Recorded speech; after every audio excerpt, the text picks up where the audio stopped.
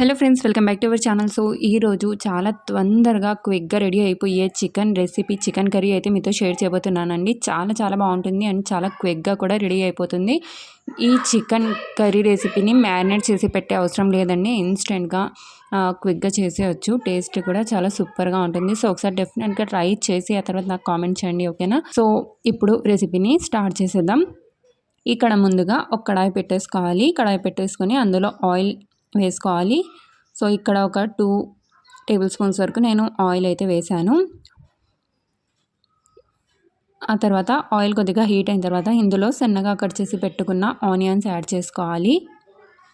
చాలా టేస్టీగా ఉంటుందండి, నిజంగా చెప్తున్నాను. చాలా టేస్టీగా ఉంటుంది అండ్ చాలా క్విక్గా అయిపోతుంది. ఎక్కువ మసాలాలు కూడా అవసరం లేదు దీనికోసం, ఓకేనా? సో ఒకసారి డెఫినెట్గా అయితే ట్రై చేయండి.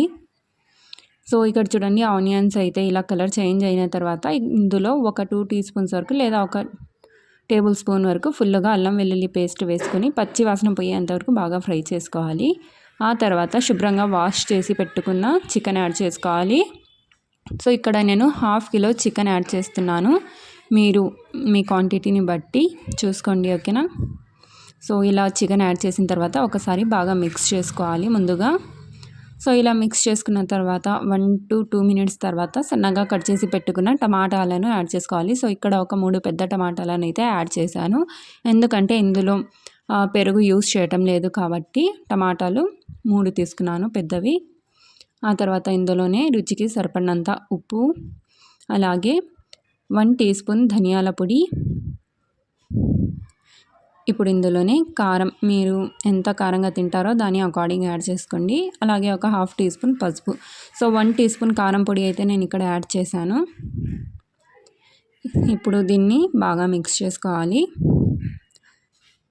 సో రోటీలో అయినా, చపాతీలో అయినా, రైస్లో అయినా చాలా బాగుంటుందండి నిజంగా. అండ్ పులావ్లో, కిచడీలో కూడా ఇది చేసుకోవచ్చు. సో ఇలా బాగా మిక్స్ చేసుకున్న తర్వాత లిడ్ పెట్టేయాలి. లిడ్ పెట్టేసి ఒక 5 మినిట్స్ వరకు లో ఫ్లేమ్లోనే పెట్టేయండి అండ్ మధ్య మధ్యలో చూస్తూ ఉండండి. మీడియం ఫ్లేమ్లో పెట్టండి.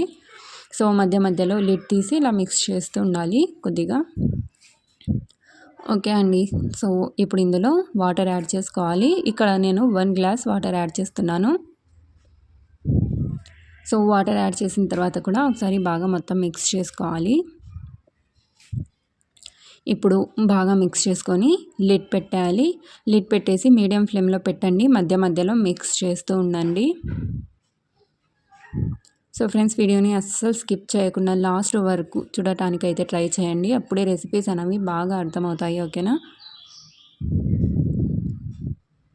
సో గ్రేవీ కన్సిస్టెన్సీ మీ ఇష్టం అండి. ఇప్పుడు ఇందులో ఎండు కొబ్బరి పొడి ఒక 2 టీ స్పూన్స్ యాడ్ చేసుకున్నాను. అలాగే కొద్దిగా కొత్తిమీర కూడా వాష్ చేసుకుని శుభ్రంగా యాడ్ చేసుకోవాలి. యాడ్ చేసుకొని ఒకసారి బాగా మిక్స్ చేసుకోవాలి. అండ్ ఇక్కడే చికెన్ మసాలా కూడా వేసేయండి. ఈ స్టేజ్లోనే చికెన్ మసాలా కూడా యాడ్ చేసుకోవాలి. సో ఇక్కడ చూడండి, ఇప్పుడైతే నేను చికెన్ మసాలా యాడ్ చేస్తున్నాను. ఇలా వేసుకున్న తర్వాత ఒకసారి బాగా మిక్స్ చేసుకోవాలి.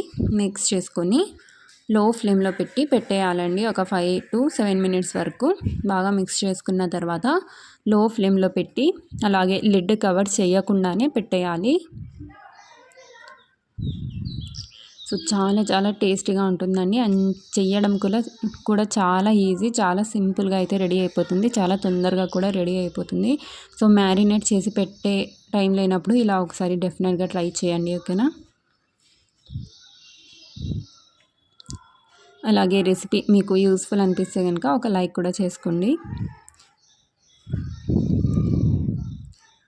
ఓకే అండి. సో మన సింపుల్గా చికెన్ కర్రీ అయితే రెడీ అయిపోయింది. ట్రై చేసి కామెంట్ చేయండి.